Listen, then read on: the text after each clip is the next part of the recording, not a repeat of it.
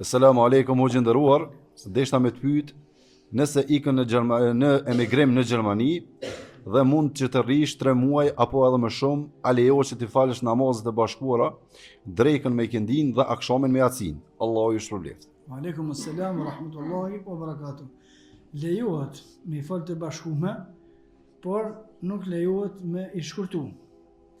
Edhe të bashkume, masanen edhe pse lejohet, nuk është mirë gjithmonë me bashku ka ajo veç me bashku.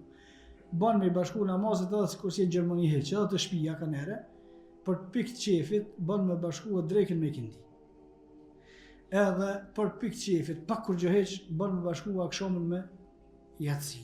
Mirë po, me bazë si rregull tëra, nuk është mirë. Nuk ka një argument që mundesh me nxjerr të pifia, me bëhe që është gjunaqara diçka, por se nuk ka bën këto pejgamberi sallallahu alaihi wasallam dhe në këtë drejtim se kanë bërë sahabët dhe nuk është mirë gat kohë me i bashku namazet edhe nëse ke mundësi me i bashku, vallahu a'lam.